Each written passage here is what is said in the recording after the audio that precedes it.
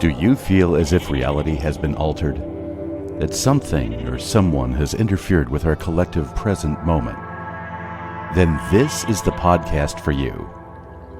This is the sound of duality. This has the sound of a DMT molecule as it travels through your body, opening you to the knowledge that you seek. It's also the sound of sheep and bliss, wandering this universe, and the concept of Sonder, as you play a lead role created by these two states of being. Pull up a pew and take a seat. This is a podcast of all you touch and all you see. The guests are everything in between. Enjoy the ride. Enjoy the duality of each state of being and the very thin line between each.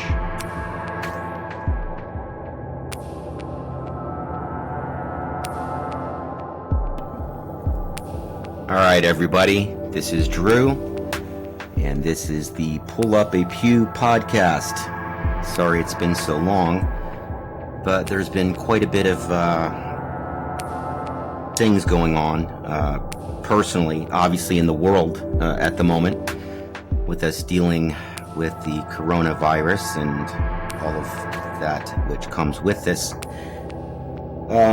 So it's, makes it a little bit more difficult to get people together, to do anything within a space together, where we have to do it separately. Then you got to get everybody coordinated. Not to mention that Jessica was unable to continue. Unfortunately, she had a major medical emergency, and I don't want to really get into the personal issues of it, but it was apparently very serious.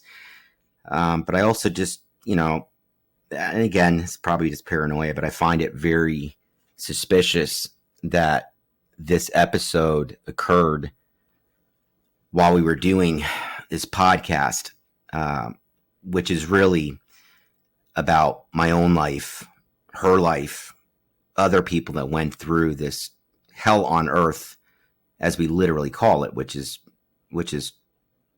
what it is. Okay. There's no other words to really describe it. So I've been in contact with quite a few more people, that have joined the Facebook page. So I'd invite everybody to please, go to the Pull Up a Pew podcast Facebook page, join up in there, and we can discuss. I'm still looking for more people that we can interview, because, we're talking thousands upon thousands of people.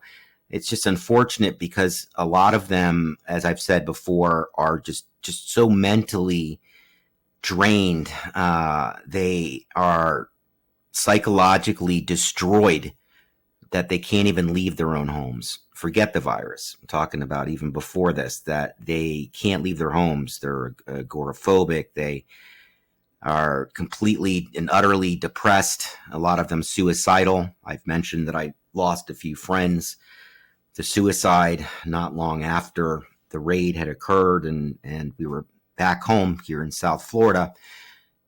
And so it took me a long time, as I mentioned on the first podcast, or maybe on the second one, but on being able to deal with these issues.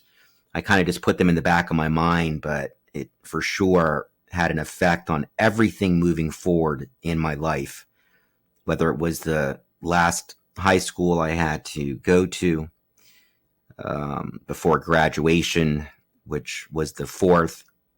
And obviously, after escaping the Bethel Boys Home cult, there is no other word. In fact, if you do any research, and that's what we're going to do today, I'm actually going to throw at you a massive amount of information and cited material, so that, the couple of naysayers here and there that I've already figured out are either friends with, the Fountains, or are completely and still programmed, brainwashed, because they knew what they were doing. This was not some podunk operation. But what I have figured out on my own, and I'm going to say, allegedly, because I cannot prove this, but that the Fountains were patsies in all of this. They, from Herman's own admission of being, a heroin addict picked up off the streets by Lester Roloff, and had his entire life turned around and, brought to the Lord, and the Lord spoke to him and, brought him in the direction of creating these youth ministries. But none of that applies to him. It was all through Lester Roloff, going all the way back into the 1940s.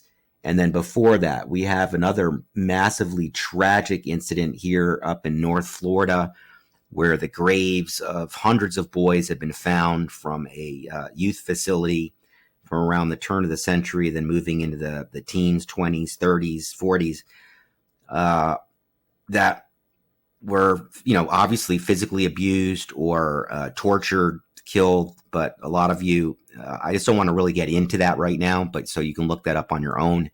There's plenty of news articles concerning that. So anyways, Roloff had mingled with some of the people that had run that location. So he learned from this place, obviously, the evil that he was going to spread throughout the United States and beyond, even to other countries, as I'm going to explain a little bit later on. But let me just give you just a little bit of a timeline here. In 1944, Roloff starts his radio ministry. Family Altar Program was the name of it. In 1946, he founded the Park Avenue Christian Day School. In 1954, he purchases KWBU radio station. In 56, the City of Refuge opens in Lexington. And as far as men and boys, in 1957, the Jubilee Home for Women opens in Texas. And I'm sorry, I meant to say between 44 and 56, those were a men's institution that he had opened there in Lexington, the City of Refuge. Okay. In 1958, the Lighthouse Ministry opens on the Gulf Coast Waterway. In 64, the City of Refuge, located near Rio Grande Valley, set up. In 66, the City of Refuge grew. Older men moved to Culloden, Georgia. The younger boys remained in the Rio Grande Valley. In 1968, the one you guys have already heard about, the Rebecca Home for Girls in Corpus Christi, Texas, is opened. 68, the Bethesda Home for Girls in Hattiesburg, Mississippi, is opened.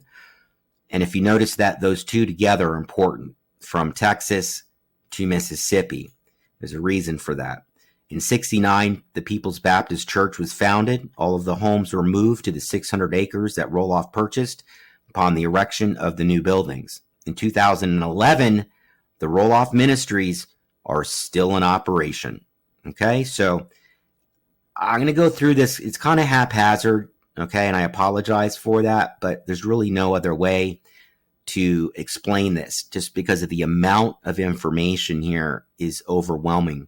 So let's just start here. In 1971, Roloff opposed the Texas Department of Public Welfare, which was the Texas Department of Human Services. Roloff would not comply with orders to have the Rebecca and Anchor homes licensed and conforming to the department's secular regulations to avoid closure.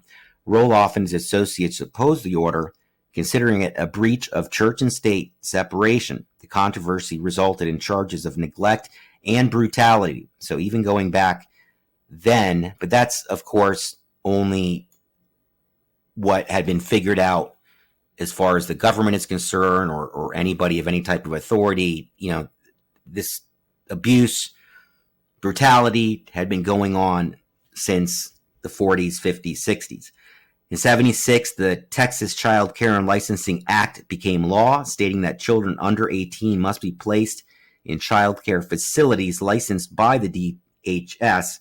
Roloff and his supporters again refused to comply. And despite favorable reports on the facilities by Attorney General John Hill, I want you to keep remembering these names of people here, within government that help Roloff along the way. And there's a huge reason for this. So the facilities, and again, Attorney John Hill and state welfare inspectors, DHS, served a restraining order in May of that year, even though it's in conflict. Wiley and Faye Cameron of the Roloff Homes, New Beginnings, they started off in 1970. Wiley and Faye Cameron run the Rebecca Home for Lester Roloff. So they start running that home that we've spoken of before. In 1982, upon Roloff's death, which we're going to talk about, the Camerons take over completely. In 1985, the Camerons moved the Rebecca Home for Girls and Anchor Home for Boys to Missouri. In 1986, George Bush, governor of Texas, invited Wiley Cameron to Texas to meet with his faith-based committee. Bush introduced his faith-based initiative. Cameron joined the board of directors of TACCCA, which is the Texas Organization of Christian Child Care Agencies, and Roloff schools became accredited. The Rebecca Home was moved back from Missouri to Texas. Soon, Cameron schools were back in trouble for allegations of child abuse. So, yeah, go figure, right? But that is key, okay? That George Bush allowed him to come back to Texas and operate without being regulated. You must make note of that, because everything that I'm explaining to you now not only applies to today, but there's this massive web, everybody, okay, that, even includes Epstein and Weinstein, what it's occurred out in Hollywood with the children there. These schools that were operating for children, and what were the facilities truly operating as. And I've always mentioned about the compartmentalization, about certain people within each group home only knowing what they need to know on a need-to-know basis. And then, of course, you'd have people up the top that were dealing directly with the politicians that were allowing them to operate without any licensing, all the way to George Bush, who obviously became the president of the United States. Because there are an incredible amount of stories of men that when they were kids and had belonged to some of these groups, found themselves drugged and woken up on a plane flying to either different states' governor's mansions or to the White House. And this is fact. You can look this up. There were many, many, quote, parties thrown at the White House during different administrations that occurred boys under the age of 18. Now, they didn't explain why they would be there, at least that I can remember. Maybe they had made up some type of excuse that the boys were receiving some kind of award, or I don't know. But look, they were brought there for a reason. And if any of you have been following along and understand what you're hearing and what you're listening to here, these parties were put on for congressmen and for different people. And I'm just, I'm forced to use the word allegedly sexually abused while at these parties. And at these locations, which went on and on and on, with the Bethel Baptist Boys and Girls Home really becoming the culmination, the crown jewel within all of these different operations that got closed and then opened and then moved. But they moved a lot of them to Mississippi, like I told you before, because of the laws, because in Mississippi and some of these different states, you could sign over your child. And it literally was like an adoption. Like it stood up in the same legality of giving your child over to an organization or somebody else. As long as you signed the paperwork, you essentially were signing your child over, and it was the same as an adoption. So that organization had full control over everything and anything that occurred to you, and they were able to use corporal punishment against you. Now, I wish it was only corporal punishment. I mean, that's nothing. That's child's play. Anyways, let's move on here. So Cameron was jailed for refusing to turn over records to investigators. His wife, Faye, was barred for life from working with kids in Texas. Half the detained girls were sent home to their parents. The other half packed up and moved back to Missouri to the boarding and improvised dormitory on the property of an unaffiliated yet similar home for troubled boys while looking for a new permanent location to resume operations. I mean, just that paragraph alone is creepy. In 2001, the Camerons purchased property in Pace, Florida, another state where they could operate without regulation or interference under the umbrella of the Florida Association of Christian Child Care Agencies. So again, the connection between religion and these faith-based organizations, because then they would be able to fall under the guise, again, of being nonprofit. They're unregulated. They could get away with so much. And again, take the boys, take the girls, and pretty much use them for anything that they want.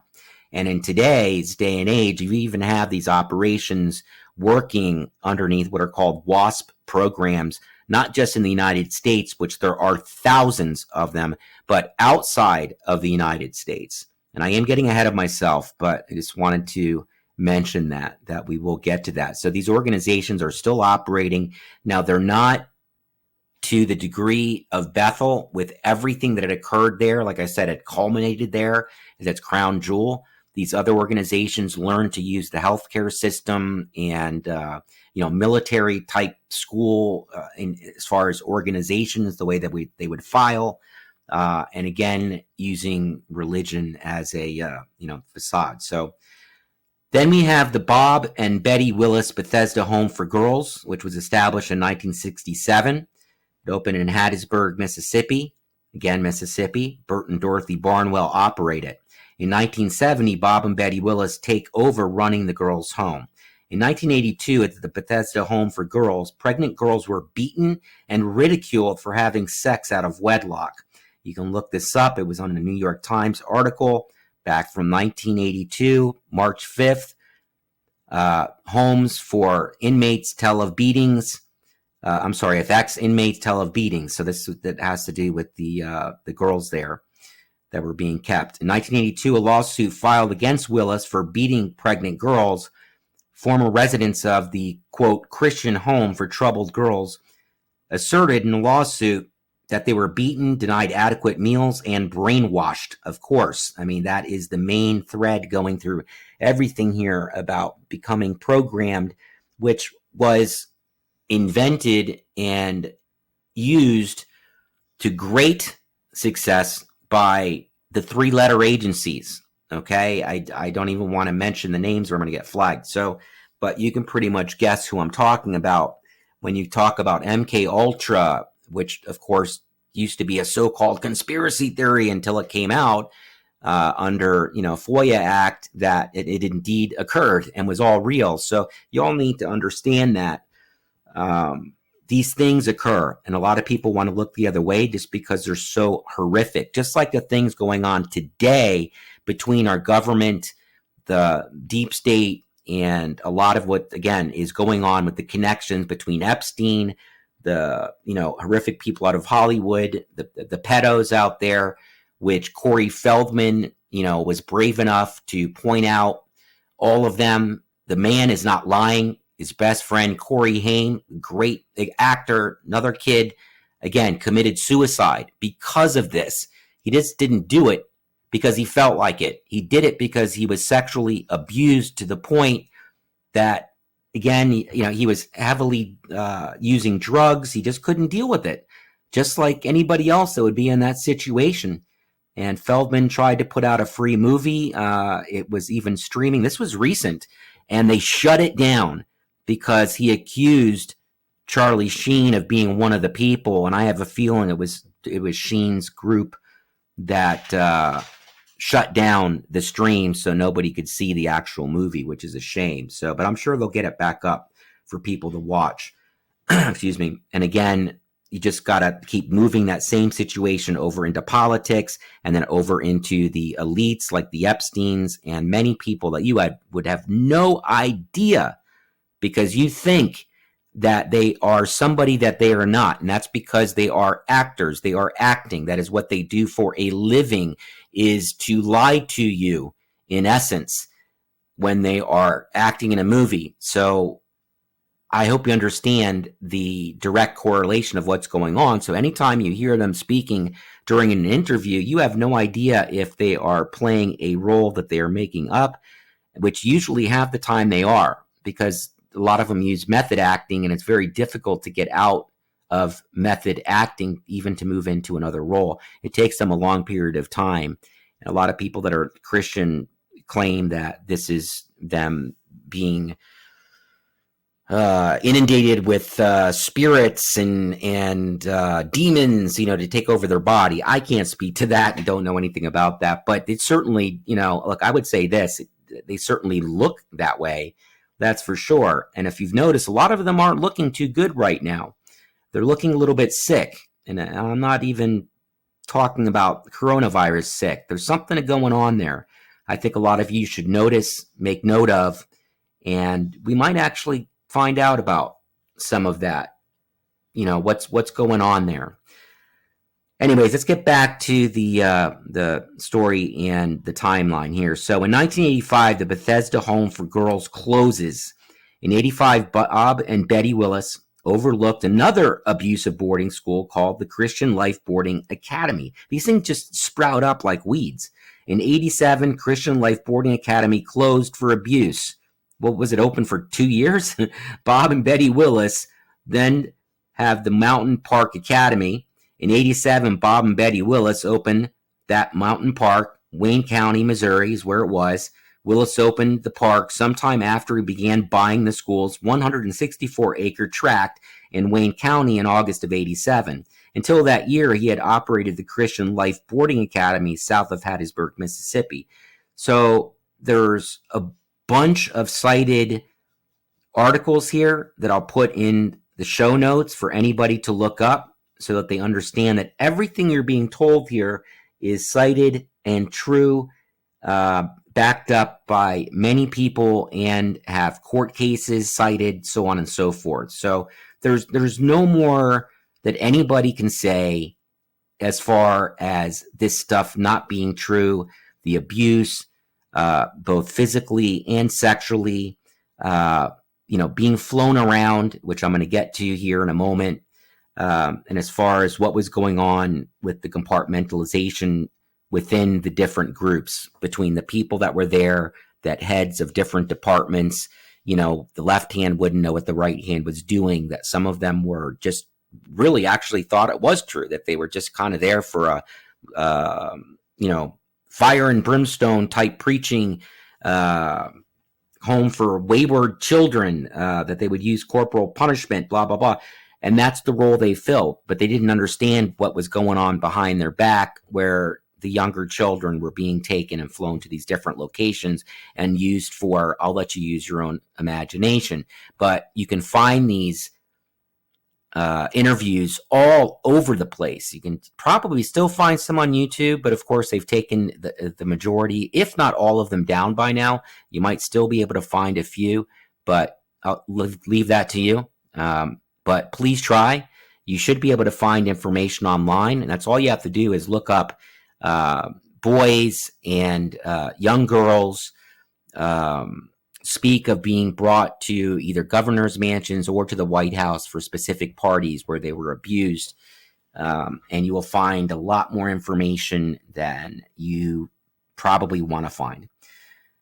So now we have the McNamara's, both former residents of the Roloff Homes for Adults, took over the Rebecca home after graduating the Roloff program. Yeah, graduating. I love that word.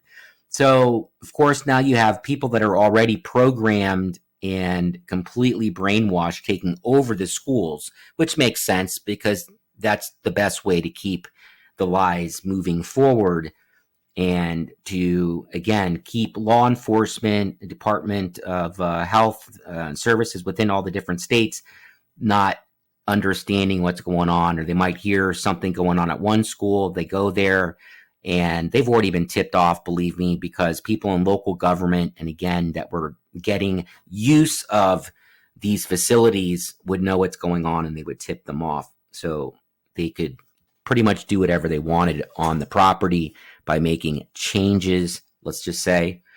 there or moving certain articles or property or people. So, in 2001, the legislation allowing private faith-based homes to operate without state regulation came up for renewal and was not renewed. Cameron closed the home rather than accept the state regulation oversight. And to avoid legal implications in association with the old Rebecca home, the McNamara's and Camerons assumed independence from the People's Baptist Church, renaming the home New Beginnings Girls Academy, just another one and another name.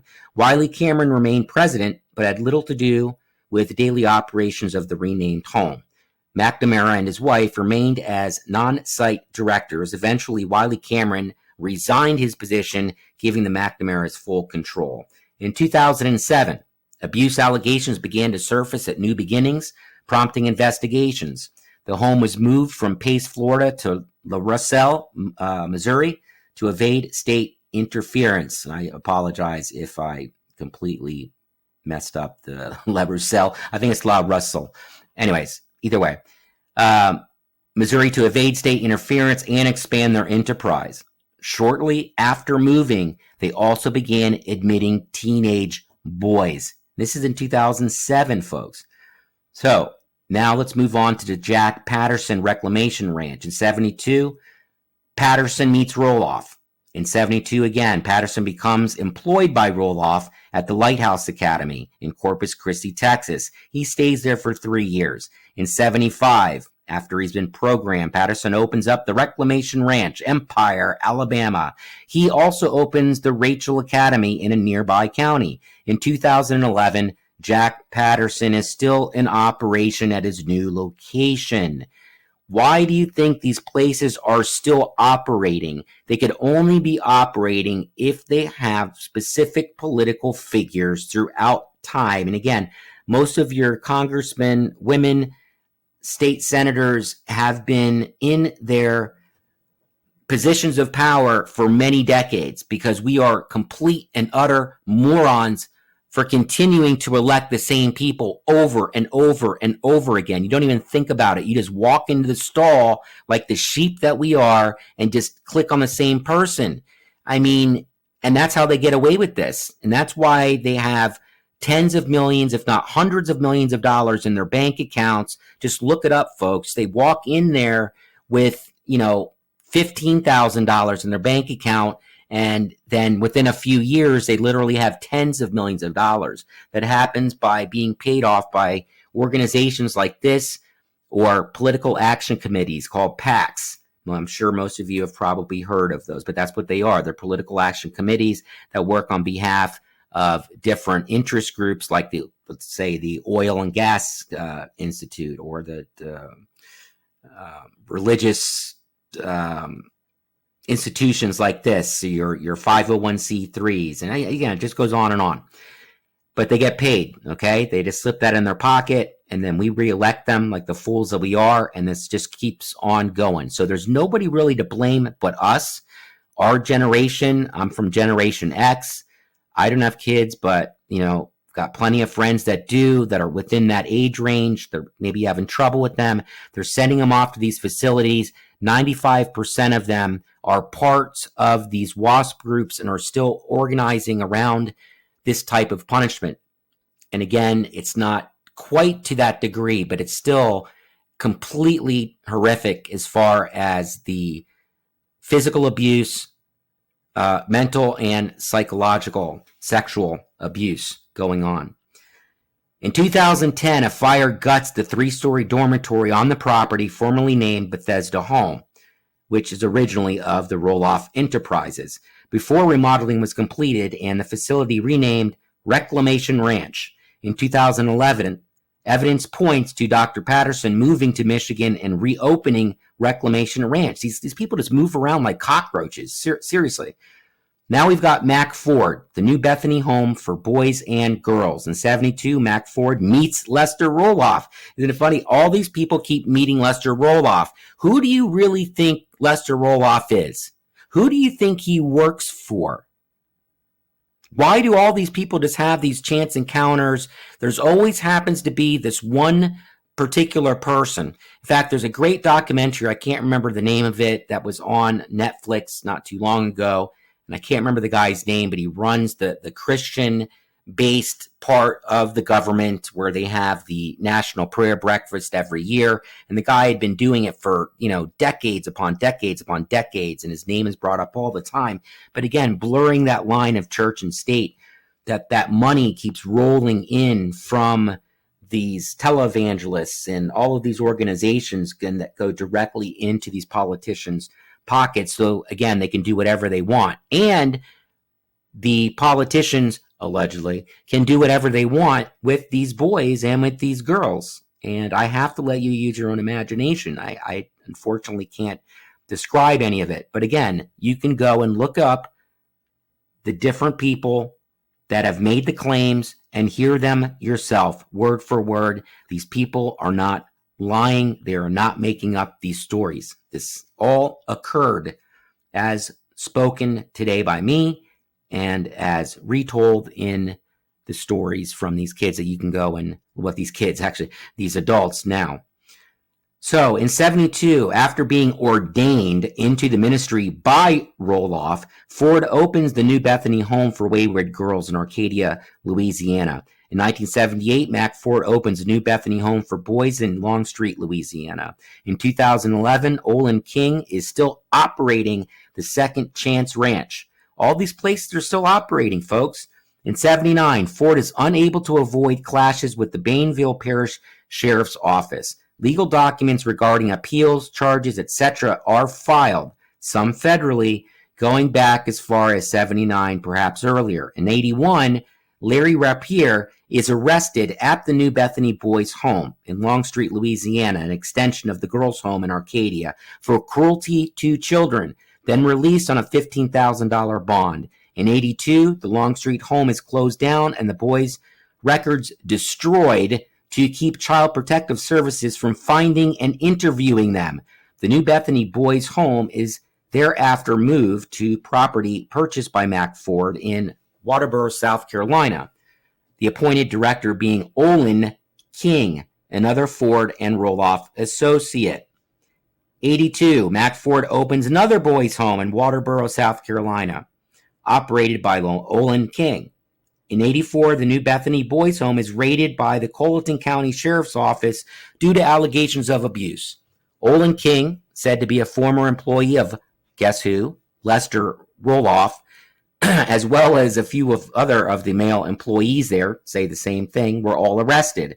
Attorneys for the Kings took an hour and 45 minutes explaining the use of handcuffs, rope, and holding cells.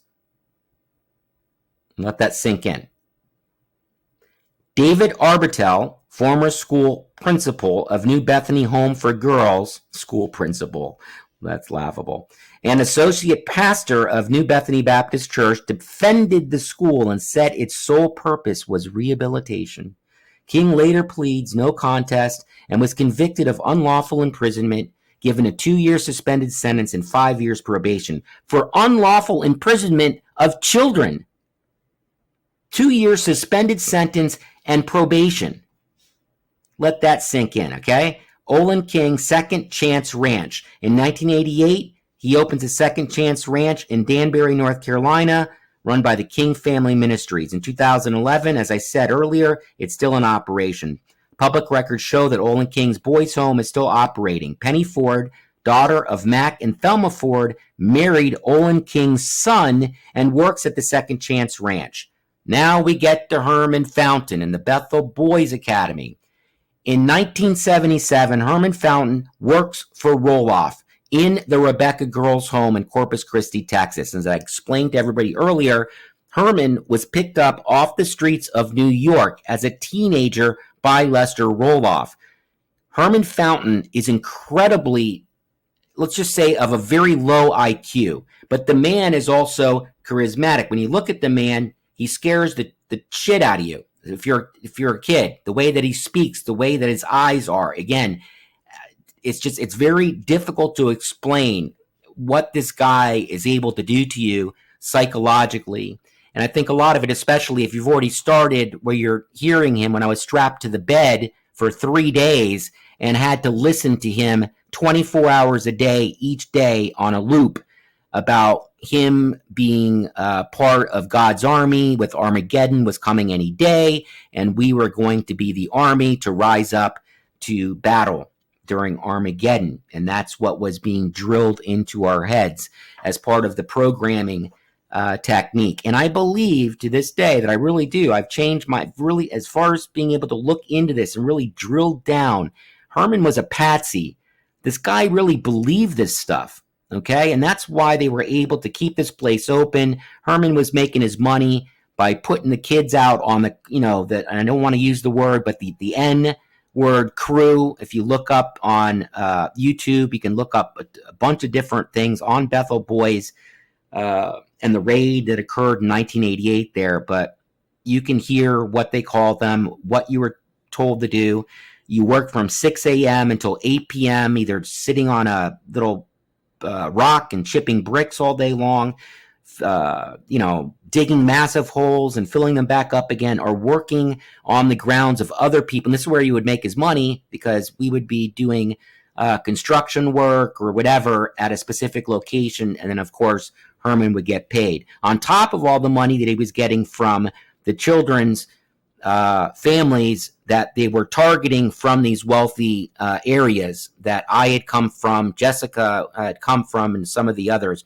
There was at least 6 or 7 of us there at one time that was from the area that I was from. And I don't really want to get into that about the wealth and all these different things. There's really no point, but just understand that that was the reason why, because it was very easy for them to use techniques of, drilling into these parents because of tough love and how evil that organization is. And the Hugs Not Drugs organization, which was literally run by drug addicts and by pedophiles. That's a whole other show, folks. Okay. So we'll get into that at another time. In 1978, Herman Fountain opens the Bethel Boys Academy in Lucedale, Mississippi. In 2011, the Fountains are still in operation under a different name and now are associated with the Wasps. Wanted to make sure that was clear. That's WWASPS. I'll explain what that stands for here in just a little bit. In 88, the director of a fundamentalist children's home and 2 assistants were indicted by a state grand jury today on charges of assaulting officers who raided the home June 13th and took custody of children said to have been abused and neglected. Don't forget, folks, if you've listened to the series already, they were tipped off 3 days before this occurred by Congress. I had given testimony, I was as a minor, so that they would be able to put together a case. Not just me, there was some others as well, but because I had actually physically escaped with the one other boy and successfully had gotten away without getting caught and brought back, I was able to speak to the Lucedale Police Department, who were actually very nice to us, showed us books after books of kids that had beaten so badly. Excuse me. It was just brought tears to my eyes, just looking at it and knowing what I had already just gone through, which I'll get to. But when we escaped, I was just smarter than they were, and most of the kids there, a lot of them hadn't even graduated high school, or let alone even the 9th grade.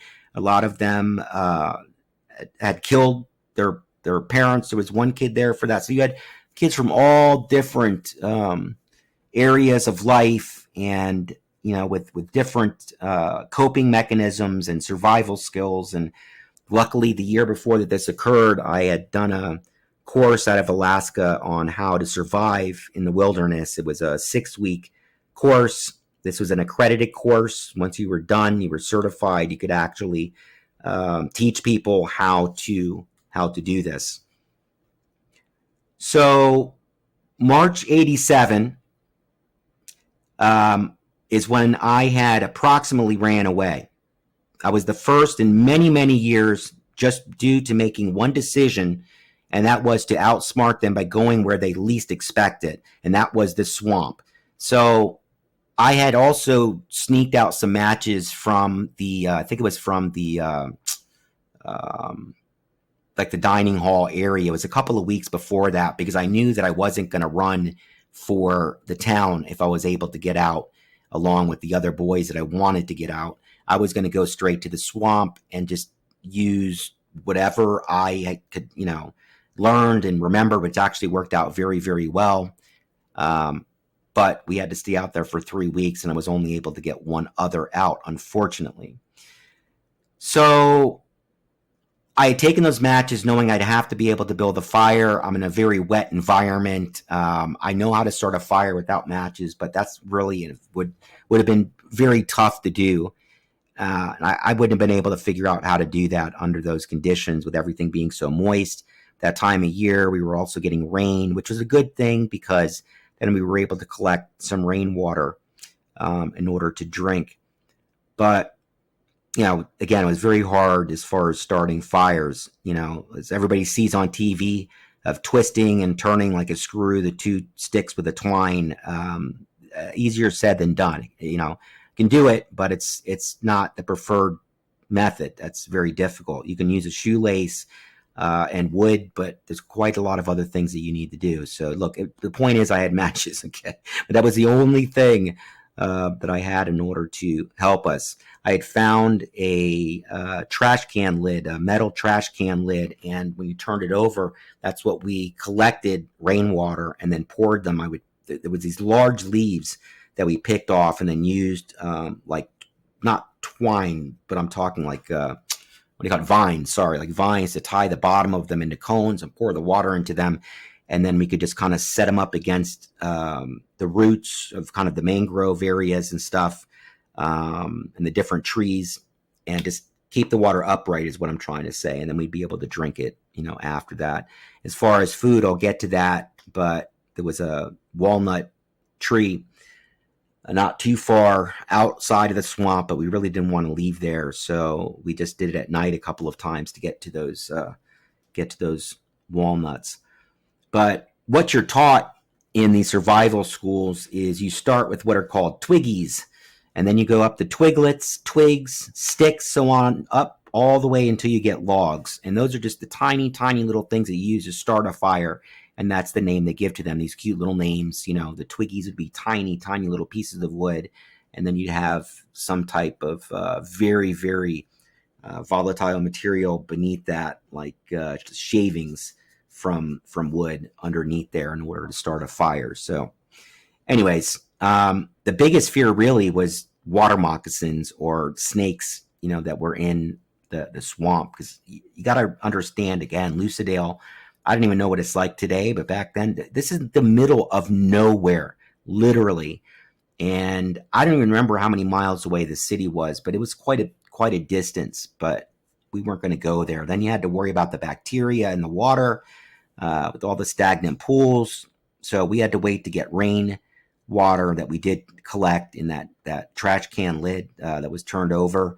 I'd rather put up with whatever I'd wash that down the best I could, but there still would have been bacteria in it. But it was still better than drinking the swamp water. You wouldn't have wanted to do that. You would have gotten sick immediately. But what I did know is about duckweed, and it's a superfood. If you can find it, and you do find it in those areas, and we were able to find it, it's kind of like a green algae looking stuff. It covers the water surface, looks like a vivid green carpet of moss. You can scoop it up. You don't want to eat it raw, but it is very, very nutritious in that raw form, but you don't want to eat it that way because, of course, again, you've got tons of bacteria that can make you sick, give you diarrhea and dehydration. So how do you prepare it? Well, you just basically filter it. You kind of filter it with some cloth. We did with our shirts that worked as cloth over a pot. The pot was the trash can lid. So you gather that duckweed, hand place it over the shirt, allowing the dirty water to seep through, and then you have a decent amount of duckweed ready for cooking. And then you basically just cook it basically in that lid. And so you would kill all the bacteria. And again, it gave you all the nutrients that you really needed along with the walnuts. We lost a lot of weight, trust me, in 3 weeks in only being able to do that. But look, I'm here. So that's all that's really important. Really, when you're in a situation like that, you just got to be aware of what your weaknesses are and limitations. And hopefully, if you're with some other people, you delegate out to them what might be your weakness, and then you do and run what are your strengths, or you delegate authorities. That's what you do as a leader. You delegate authorities out to other people that you know that they have a strength in. If you're smart enough to do that to start with and running a little organization, if you're ever in a situation like that, you're lost in the woods, or I don't know, just pick a situation. All right. But that's how you want to do things. It's very, very simple. You don't want to be a tyrant. You don't want to make all of the decisions, but you also don't want to immediately become, quote, a democracy and just vote on everything. It just doesn't work that way. Okay. Because usually the majority of the group, they're not going to know what they're doing. They're not going to know how to vote. So you've got to use your skills if you know what you're doing and have ever been through any of these situations like this, and delegate authority. But you also have to admit and know what your weaknesses are, so you can find somebody that's able to take up, the slack, so to speak. All right, so let's get back to the story here. So the children were removed from one of Herman Fountain's home. Mr. Fountain, who claimed to be a former heroin addict, as I told you, and practitioner of witchcraft, had said he had as many as 120 children living at his 28-acre compound outside Lucedale. He contends that his right to freedom of religion exempts him from any state oversight. Of course it does. But last June, a George County youth court judge looking into allegations of beatings and other abuse, which had come from the information that I provided along with the other boy I escaped with, I have to assume. I never saw him after that. His parents came to pick him up there at the police station. And I'm looking for you, man. If you hear this, I can't remember your name. I am horrible with names. But if you hear this, please get with me. But they ordered the State Department of Public Welfare to take custody of the Bethel residents.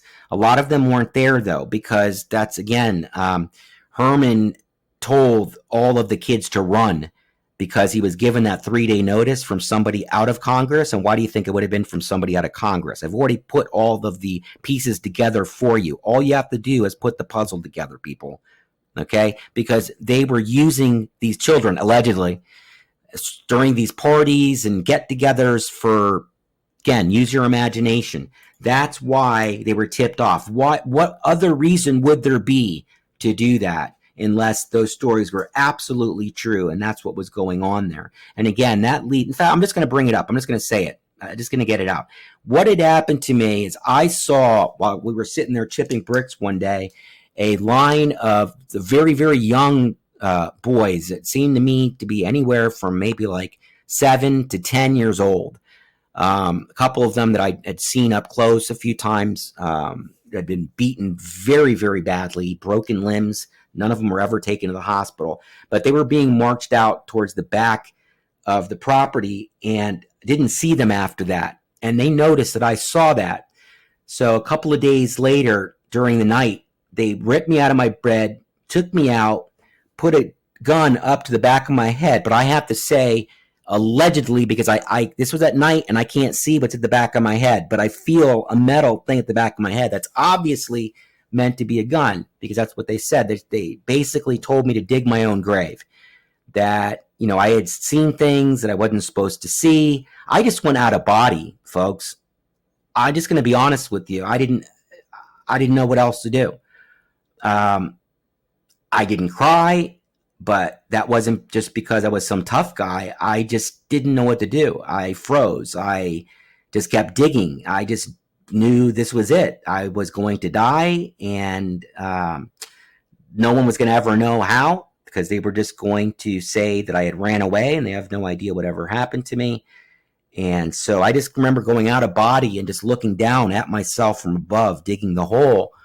And then, obviously I'm still here, so it was still part of the programming, but they did scare the shit out of me, but not enough for it to make a difference. I still knew this just gave me even more of a reason to hate them and know that I was going to get out of there. I was going to outsmart these people and try my best to get out others if I could, because you were on watch there the entire time. You're not allowed to speak to anybody, and you had somebody watching you. So I had to create hand signals that a number of the boys learned after a certain period of time. They had no idea what I was doing, but then they did figure it out. I can't remember exactly. It wasn't the boy that I took with me. There was another one. And again, I don't know his name because I couldn't talk to him, but he figured out what I was doing. And then he kind of explained to the other ones, because they could talk at that point, but not really to each other, but they could still talk. So they could get away with, mentioning something. So they explained what I was doing and that I was going to get out of there and I was going to take them with me, or really anybody that was able to understand what I was saying, I would try to get them out. It took me, I was there about 6 months, a little bit longer. Thank God it wasn't any longer than that. But there towards the end, I just didn't have a chance because you're being watched the whole time. You've got the fences all around. The people that say it wasn't fenced are lying to you. It was completely fenced all around. And to get up and over that, there was these spines, not concertina wire, but there was these big spines sticking up. They would fold them up. And so just getting over that, we got all ripped up. Anyways, I was only able to get out that one other guy, unfortunately. But at least I was able to get one out. And I helped him to help protect him, the whole time we were out there in the swamp. Just showed him what to do. And he wanted to go towards town, and I explained to him the reason why not to, because they would be able to pick us up immediately as soon as they figured out that we had made it out. We probably got about a 15 or 20-minute head start. The guard had fallen asleep, and so that's what gave me the first start of being able to get out of there one step at a time and to make it out over to the fences. So anyways, that was one of the big things I wanted to mention to you guys. One is the being strapped down to the bed for 3 days and playing the music. And again, nobody believed me. My own family didn't even bother to ask what was going on. And I don't blame them. I mean, look, I have my brothers and sisters. The closest one is 10 years to me. They were in college or whatever they were doing. And, it upsets me because none of them asked anything, but I've forgiven them, and I love them. They're it's my adoptive family too. I'm adopted. So talk about being abandoned. I obviously have issues with abandonment, just like many others do that went through this. But I was adopted at 18 months of age. That's very unusual as well, because you've already bonded with your mother and your family at 18 months, and to be ripped out of that family and put into another one was horrific. I won't get into the detail. Again, that's for another day, and it actually would make for another really, really good show in how I was able to find and locate them without any information and before the internet was really a thing. You couldn't use it really for doing any research. So there's another bunch of articles here that I'll put in the show notes as far as Fountain is concerned. But again, it was the culmination, and we're going to have to do another episode only specifically focused on Fountain, the compartmentalization that was going on there. Brother Owens, who's now has some type of situation out in California. He's running some group out there, but he's the guy that, if you guys have been listening to the series, that when he left the police station, threw the garbage bag at me and whispered in my ear as he was leaving that they were going to find me and they were going to kill me. That was the thing that actually lasted with me for the longest period of time. It wasn't even the supposed gun put to my head and even digging my grave. As bad as that was, as horrific as that was, it was just his voice, the way he did it, that I had nightmares for many, many years after that. And it made me, do and act in a lot of different ways. Went through 2 different marriages. It was very hard to keep relationships going. It was very difficult to mature because I was forced to grow up very, very early from even things that occurred before this cult experience. But in the ways that it made me grow up were not structured in a way that was positive, if that makes sense. So I was not able to keep and maintain adult type relationships. And I'm sure a lot of you can probably identify with that. So officials say when there are allegations of abuse, the state health department, DHS, the attorney general's office, and local law enforcement are required to work together.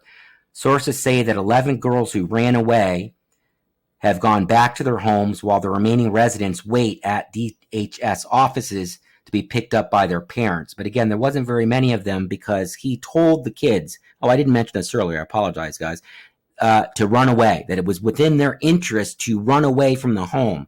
These were young kids. He basically was kicking them out because what he was doing was he was creating a fiasco like this like herding cats, because all the kids took off in all different directions. And he said, they're coming after you and they're going to put you in jail and they're going to do this and they're going to do that. And of course, the kid, you're freaking out. You don't know what to do. So you run. So now they've got to find these kids. They've got to round them up, plus do what they need to do there at the Bethel home. So you can imagine what that was like for law enforcement, not to mention that they were tipped off 3 days ahead of time. So, they weren't able to find the disturbed areas of sand and dirt there on the property. You guys can let your minds wander there, but yeah. And that's part of what I had seen and kind of came to a conclusion even at that time, that there was a kid tied to a tree. I think I mentioned that on one of the other episodes. If not, then just tied to his tree by his parents, who just abandoned him, didn't want him at all, just tied him there like he was an animal. I actually got an animal from the shelter once that was tied to a tree outside the shelter, just like this little boy was. And I only saw him for about a week and a half, and he was gone. And I guarantee you he was sent pretty quickly because of his age to one of these locations that I'm asserting, and abused, and obviously to the point where he may have passed away, and that's why he wasn't brought back there. So we're going to come back to that. There's a lot more information concerning Fountain, and again, how he was able to put this together, and what Roloff's role in all of this was, and what I'm asserting, which I'm sure a lot of you now, if you're smart, if you're awake, you should easily be able to put together what I'm explaining to you about the 3-letter organizations, the alphabet soup, the clowns in America, starting off and running these different organizations. That's what they did. That's how they made money, whether it was drug trafficking or sex trafficking or other things that are pretty much even, you can research them through FOIA acts, Freedom of Information acts, and see what they were doing as far as drug and money laundering. It's right there. It's not conspiracy. You can look it up, and there's plenty of documentation about that. And that's what black budget funds, a lot of it comes from, not just from our taxes, but also from the sex trafficking and drug running and everything else that was going on. And they were the ones that were in charge of putting this together. So that's who I believe for sure Roloff was. And when he was no longer needed, he had a plane. He was flying. So I keep coming back to these kids being flown all around. So it makes me think that Roloff, I'm sure, was using that plane to fly the children to the different governors or the states that would go to the governor's mansions, and whatever's happening there is what's going on there. Now, as far as the White House, this probably was a different plane. I don't know, probably someone sent from the White House, possibly unmarked though, and then flew the children or boys, the teenagers in that manner for these quote parties of what was going on. So I think I'm going to stop there, today, again, just because there's so much more information here, and I know that it can get confusing. I hope I didn't confuse you guys too much and that you're able to put together some more of the pieces here.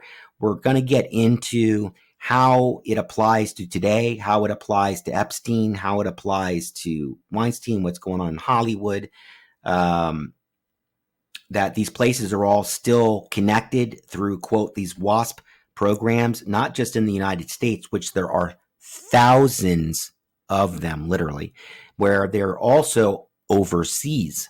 Literally, these facilities are in Costa Rica and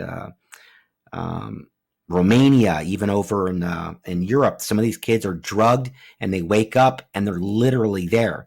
They're outside the country. The parents had signed the, whatever it is that he needed to sign, and they took them out under the guise of they were going to help them because they were troubled teens. The parents, again, not knowing what was really going to go on, what was happening. But we're going to teach you what to look for, the exact things. We'll give you an order, like 10 things to look for, because there's lots of places if you're having trouble, and I mean real trouble. Most things you need to be able to handle as a family. You shouldn't push your problems off with your kids onto groups like this, because 95% of them are illegitimate. There's only a very small amount that are legitimate that could actually do some help for your child. It would only be in the worst case scenario. And I put that challenge onto you, if there's parents listening, to not just jump to pushing them off onto somebody else, because believe me, something bad is going to happen to them, statistically speaking, because there's so many of them. And I'm telling you, they know how to work you. They know what to tell you. They know how to make these places look like gardens of Eden, that it's literally the greatest place that your child was ever going to go to.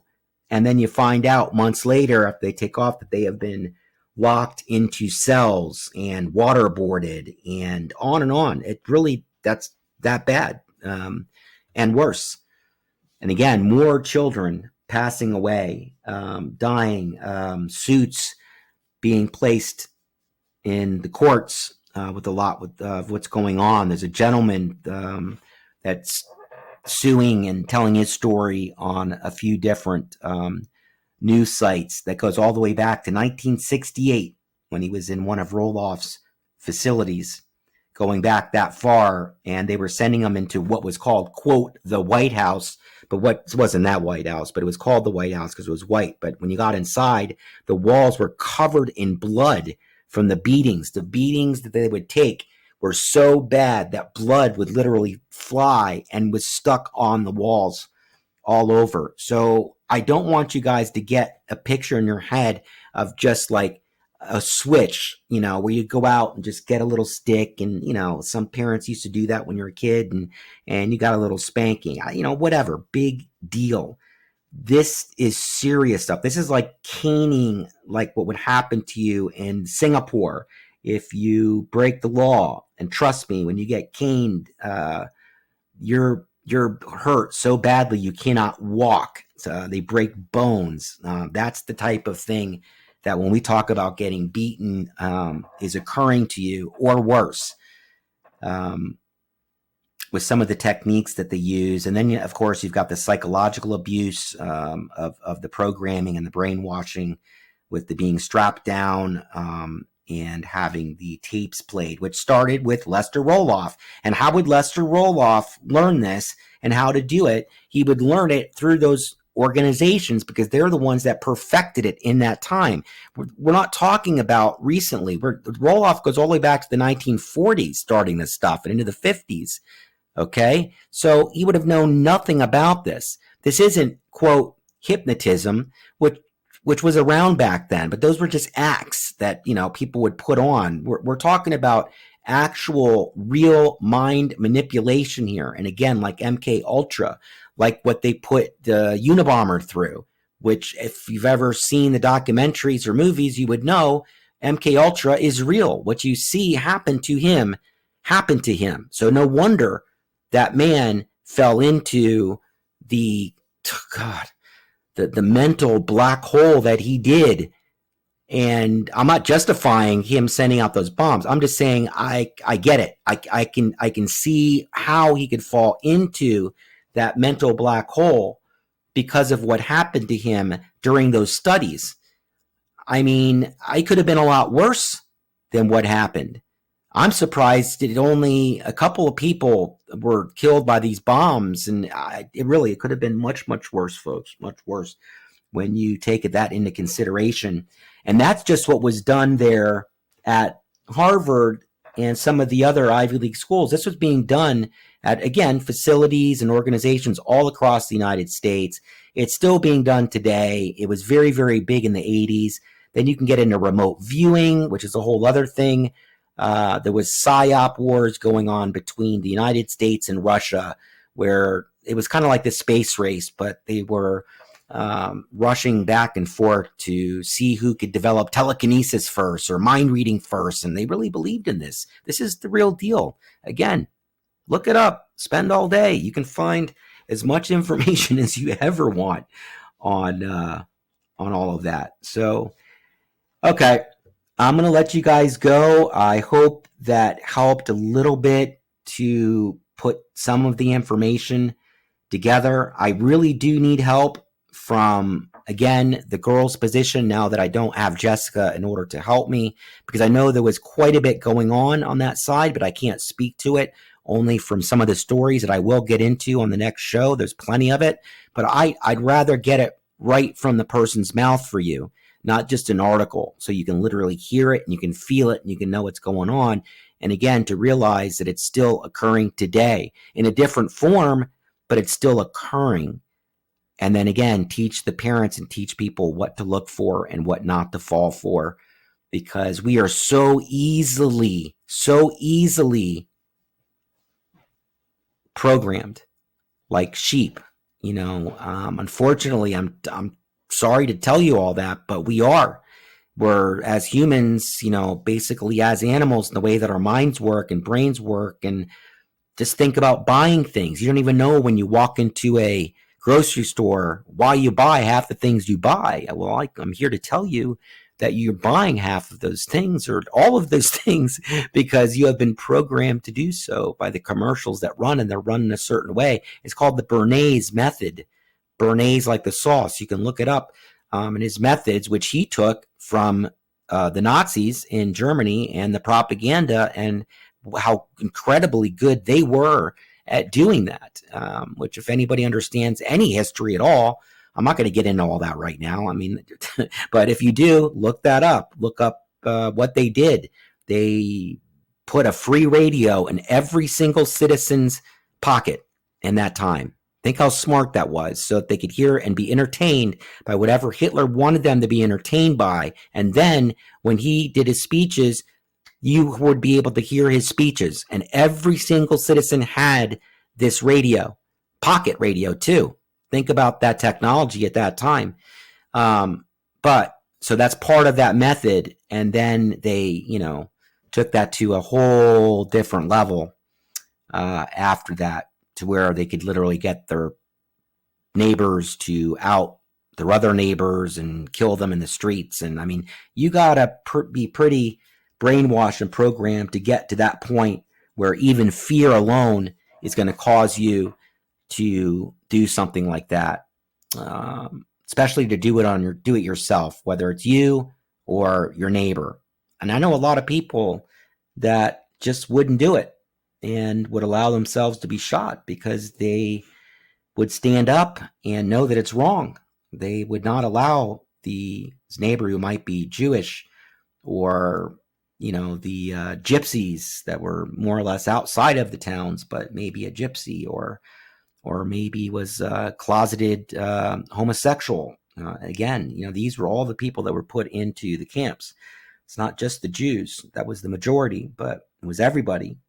And so that aura of telling on your neighbors was pretty much invented, or I should say perfected, by the Third Reich. Horrible, horrible stuff. And then we brought it here, just like we brought in with Project Paperclip. We brought all of the German scientists here, and Werner von Braun for the space race, and getting to the moon. He was one of them. We gave them all a free pass. And so there was a lot of other scientists that came here, but also in the marketing and propaganda was brought over here and used against us as a society that came directly from Hitler's Nazi Germany. Okay, that's enough, folks. Look for another episode probably next week. Should be no problem with that. We're going to start doing quite a bit more.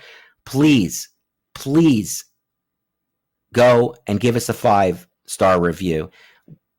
As I've explained a million times, that's how people find us. Okay, if you've taken the time to listen, just click the 5 stars. You can find it right there. It's right there on Apple iTunes, and it's pretty easy to find. I don't know exactly where they are, but you can also do it with Google Android.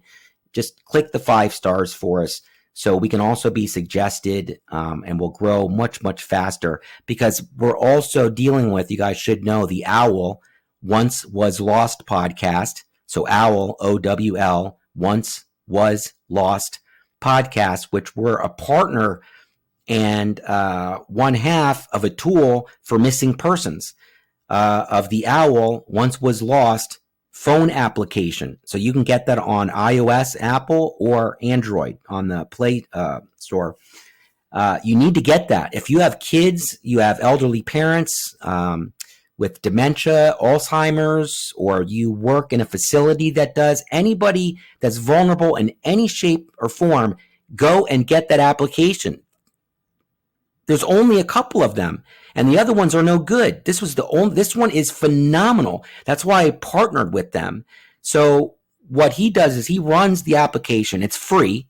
The guy pays for it out of his own pocket to help protect you and your children. You can do it in real time. Your child goes missing in a store. You could literally upload them within a minute or two and be on the phone with me, interviewing in real time, giving out specific information that's even more detailed than what you can put into the app. And we can have people that have joined looking for your child and be bringing back your child and putting them into your arms literally before the podcast is even over. Think about that. That's the truth. So this is the game changer.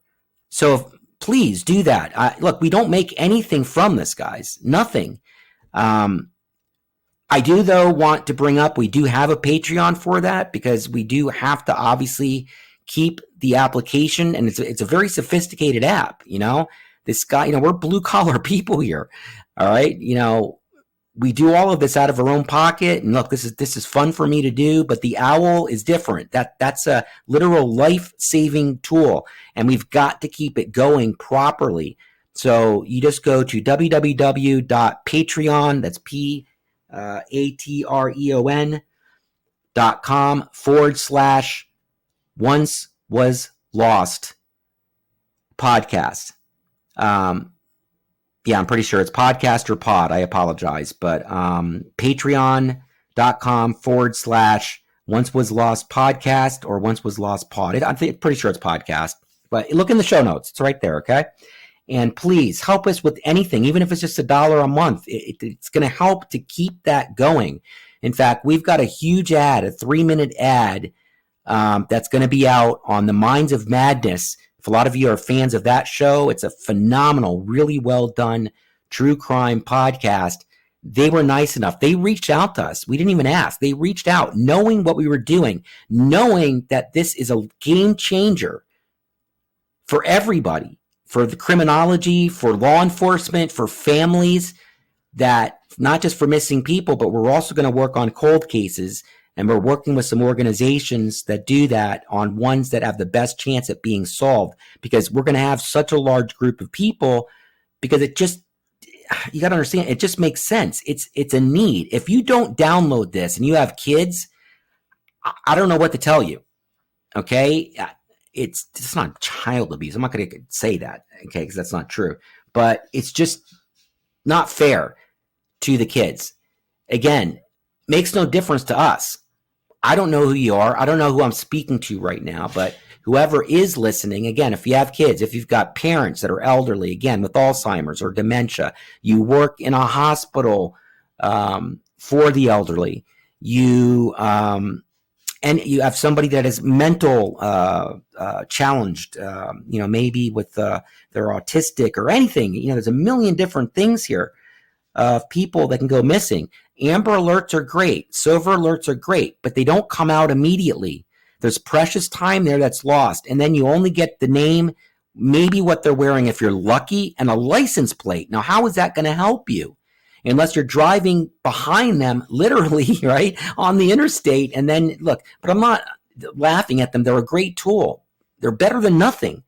But now, because parents complained of the missing and abducted children and law enforcement, they are backing us, the ones that know we exist, but they're all going to start to know that we exist now. And we're going to start to spread and grow very, very quickly, almost exponentially, because of word of mouth. And that's what we need you guys for. So please go there, download the application first, then download the podcast. It's not like other podcasts. We're going to be doing live interviews.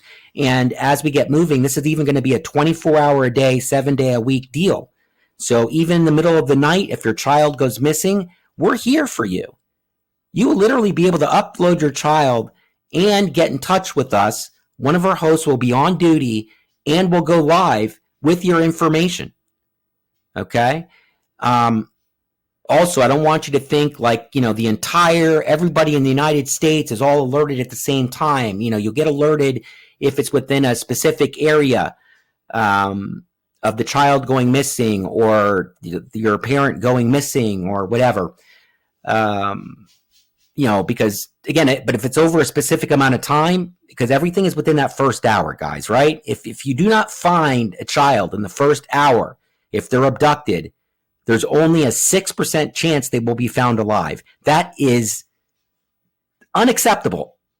And I would hope that every one of you would feel the same way. That is unacceptable. And the way that we fix that is by downloading this app, so that if your child does get abducted, you can upload them within minutes, and you could have literally hundreds of people just in your area within, let's say, 20 miles, all searching, maybe even into the thousands if you're in a city area, tens of thousands, okay?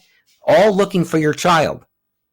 That makes that chance and stat go way up as far as us having the opportunity to find that person, to find that culprit, arrest them, put them in jail for the rest of their life for kidnap or, whatever it is that they did. So that's what we're working on. That's the other thing. That's going to become the base core podcast for A Sonder Productions, Sonder, A Sonder Productions. We have a audiobook podcast that's going to come out. We've got a live sports podcast that's going to come out with some Hall of Fame players. It's going to be pretty awesome through a director-producer that we know.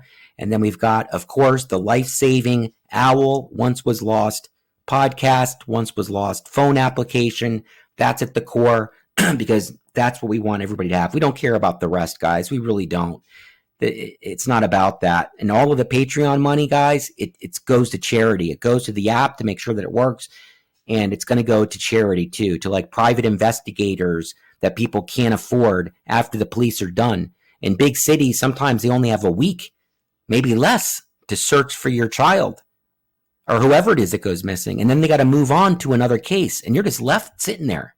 What are you going to do? And you don't have the money to afford to pay a private investigator to go and search 24 hours a day. Well, I'm here to tell you there are organizations that will do this for you, okay, for free, pro bono.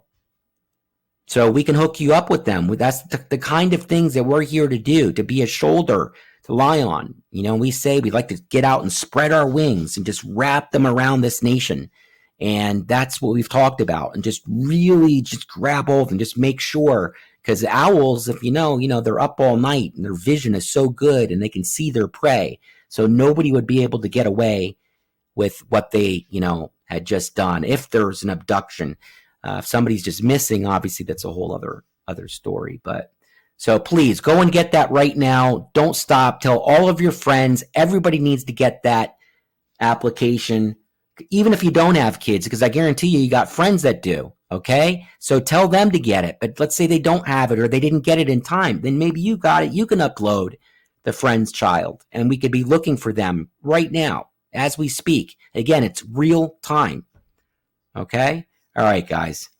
I'm just obviously rambling now, but that was very, very important information. Please help us on Patreon. Look, we hear podcasts like I brought up before. They make millions of dollars. They have huge production companies. They still ask for Patreon funds. I'm not going to out them. It doesn't matter. I'm not going to say who it is. That's not right. It's not fair. And everybody deserves to make a living. They really do. Everybody deserves that. But when you're literally making hundreds of thousands of dollars per episode, and I'm telling you, a lot of these that act like they're small are not, and that's what they're making. And I can't fathom that, especially the ones that work in true crime, because they're working off of other people's pain. And I find that to be a little despicable. There's very good ones, though. I mean, tons of them. I've got 70 podcasts that I have downloaded, and I listen to pretty much every one of them. Half of them are true crime, but they're the ones that do a great job. They at least, give out numbers at the end of who to call if you have information or tips, things like that. That's what you want to look for, those podcasts. So, all right, guys, I'm going to stop talking your ear off. We'll get back with you next week, and we'll continue this and the saga. And we'll even talk about the documentary that's going to be coming out, what those guys are doing and what they're up to. Over and out. I'm Drew.